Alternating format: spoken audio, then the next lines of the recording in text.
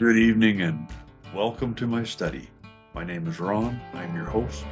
It's my pleasure to share a daily devotional with you. As staying in the Word is crucial, super important. And that's all we do here is stay in the Word.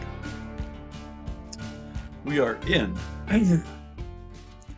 Habakkuk. And I said yesterday that this is just fascinating me, intriguing even.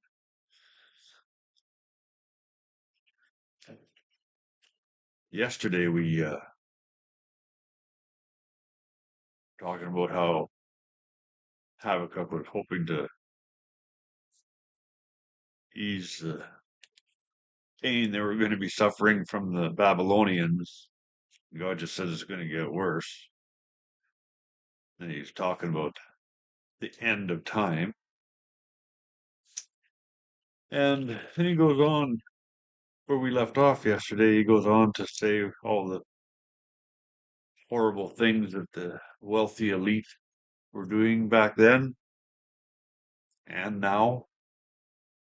But this really caught my attention here. What sorrow awaits you who build big homes, big houses, with money gained dishonestly?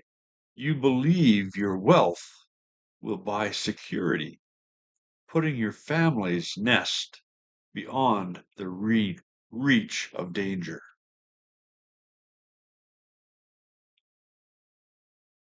How did Habakkuk know they were building, that the wealthy, the billionaires are building multi-million dollar bunkers to protect themselves from danger, from whatever apocalypse they're going to create, or the judgment of God? But the next verse says, but by the murders you committed, you have shamed your name and forfeited your lives. So their bunkers aren't going to help them. They don't know it, but God does. So tonight's reading in chapter 3, and Habakkuk's only 3 chapters long. You need to read it. It's very good reading. And in chapter 3, there's a prayer, Habakkuk's prayer, and God's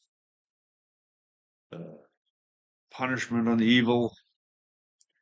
We're going to get going here in verse 12. You marched across the land in anger and trampled the nations in your fury.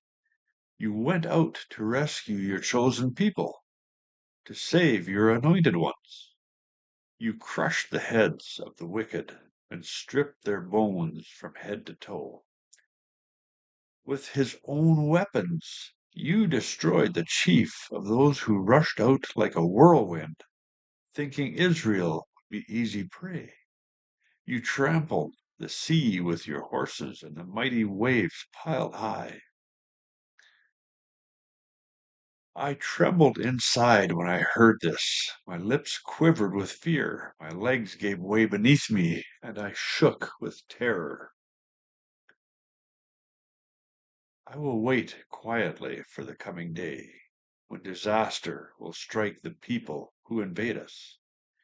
Even though the fig trees have no blossoms, and there are no grapes on the vines, even though the olive crop fails, and the fields lie empty and barren, even though the flocks die in the fields, and the cattle barns are empty,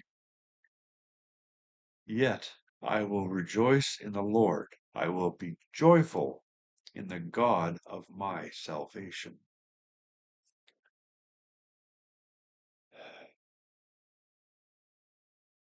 Now, if we have to be around for those days,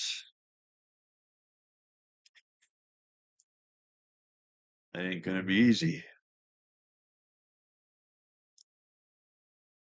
So be hopeful for pre-tribulation, pre-trib resurrection. but best be prepared for post. Y'all have a good night. God willing, we'll see you tomorrow. There's some serious stuff here to meditate on. And the verse for this week is still Ephesians 6:16. And in addition to all of these, hold up the shield of faith and stop the fiery arrows of the devil. Amen. Amen.